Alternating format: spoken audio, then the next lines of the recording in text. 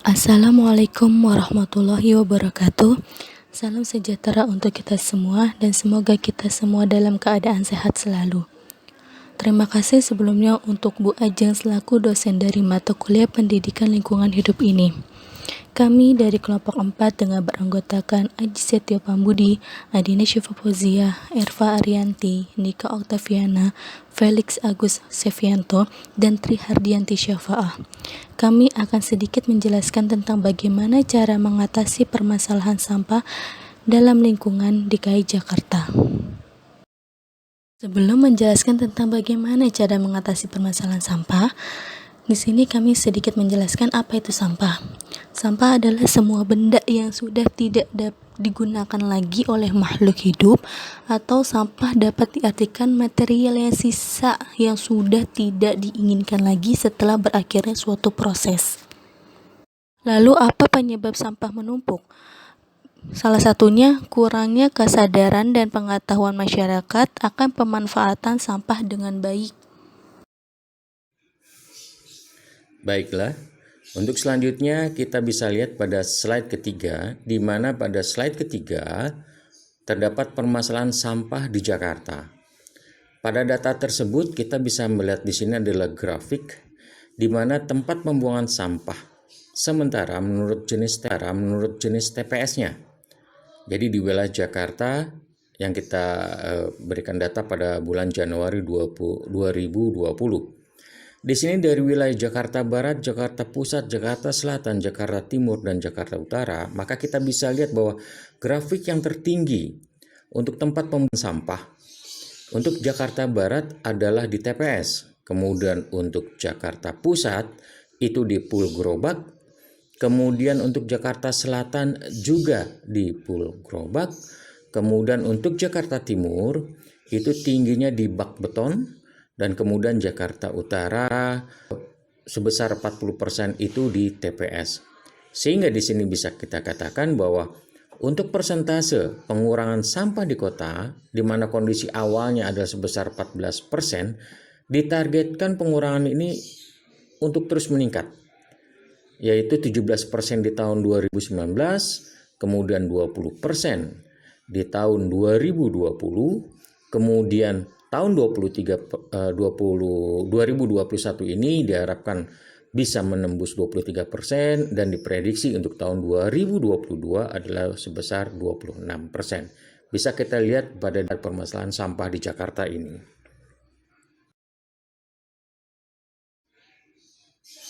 Dari data ketiga pada slide ketiga, bisa kita lihat bahwa bagaimana Jakarta mengupayakan mengatasi sampah.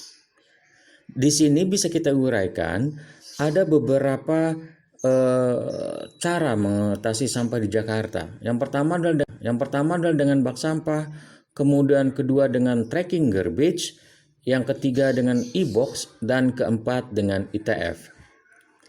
Untuk bak sampah, maka fasilitas bank sampah ini memudahkan masyarakat dan pemerintah mengelola agar mengurangi jumlah sampah yang dikirim ke tempat pembuangan akhir, di mana untuk memanfaatkan kembali sampah yang bisa didaur ulang. Di sini warga juga bisa dapat menghasilkan uang dengan menukar sampah yang telah dipilah dengan sejumlah uang tabungan sesuai berat dan jenis sampah. Lalu upaya yang kedua adalah dengan menggunakan truck compactor dan pelacak sampah atau kita sebut tracking garbage.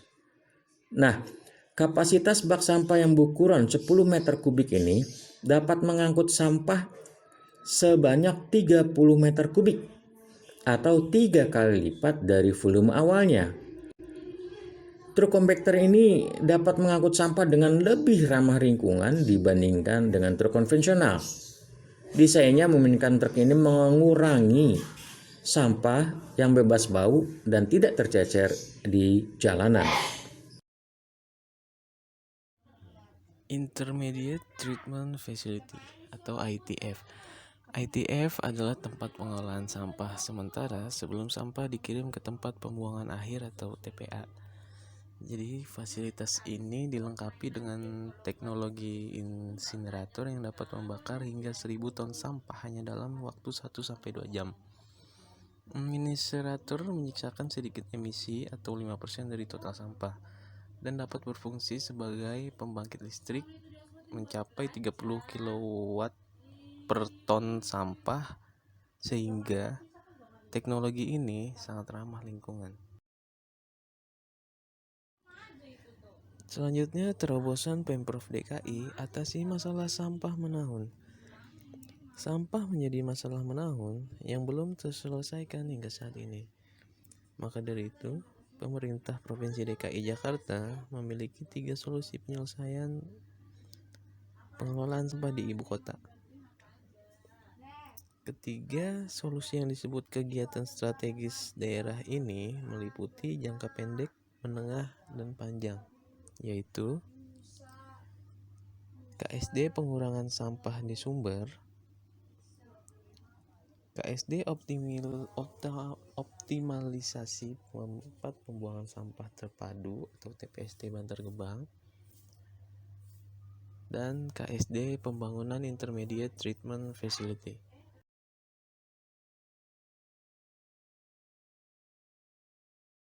Solusi guna menangani permasalahan sampah di ibu kota. Solusi pertama adalah Samtama, yang merupakan upaya pengurangan sampah rumah tangga.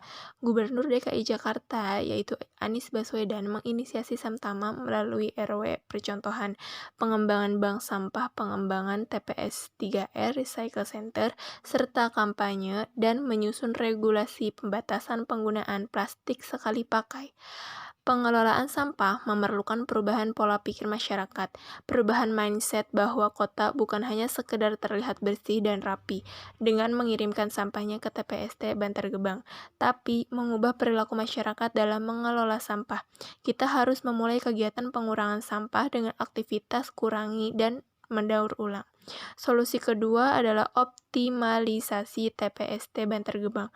Pemprov DKI bekerja sama dengan BPPT membangun pembangkit listrik tenaga sampah yang sekarang sudah beroperasi. Beberapa tindakan optimalisasi TPST Bantar Gebang lainnya yaitu yang pertama adalah penggalian sampah lama dari landfill mining untuk digunakan sebagai bahan bakar alternatif refuse derived fuel industri semen. Yang kedua itu KSD Intermediate Treatment Facility. Proyek ini merupakan pembangunan tempat pengelolaan sampah di dalam kota. Kinerja pengurangan sampah. Kinerja pengurangan sampah di Provinsi DKI Jakarta selama tahun 2017 sebesar 13,09% dari target 15%. Tahun 2018 sebesar 12,40% dari target 14% dan tahun 2019 sebesar 17% dari target 17% yang ditetapkan. Jadi yang sesuai dengan target adalah di tahun 2019, sedangkan tahun 2017 dan tahun 2018 kurang dari target.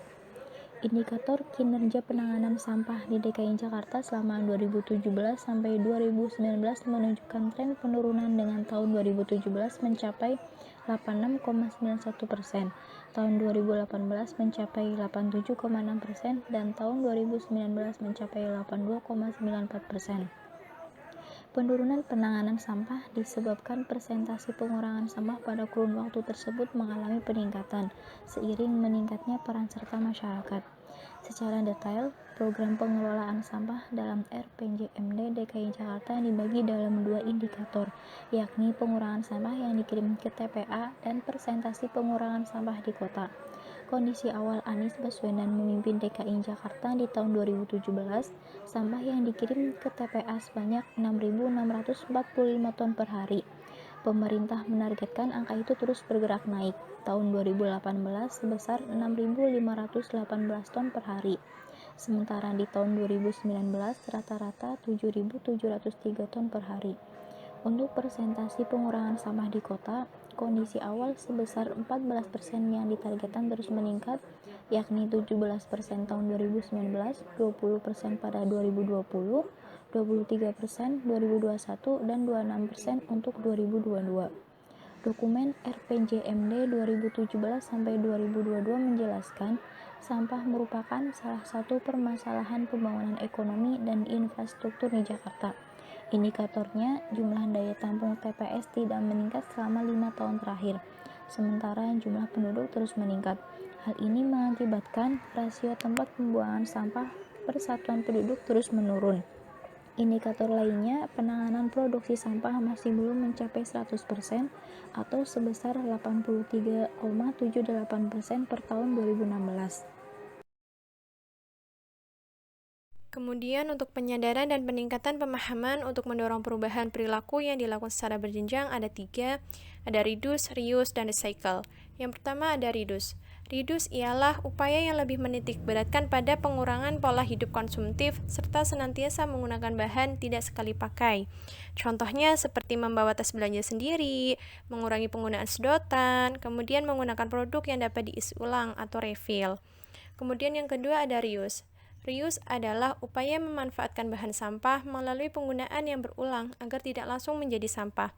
Contohnya, menggunakan barang yang telah kosong fungsinya untuk fungsi lainnya, seperti menggunakan botol bekas minuman untuk sebagai wadah deterjen atau lainnya.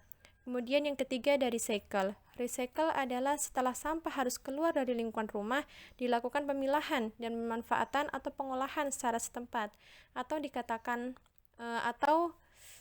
kata lainnya seperti daur ulang sampah. Contohnya mengolah sampah organik menjadi pupuk kompos atau mengolah atau mengubah ban bekas menjadi kerajinan tangan seperti pot bunga atau kursi dan lain sebagainya. Baik, terima kasih. Demikian penjelasan dari kelompok kami. Semoga bermanfaat. Kurang lebihnya mohon maaf. Wassalamualaikum warahmatullahi wabarakatuh.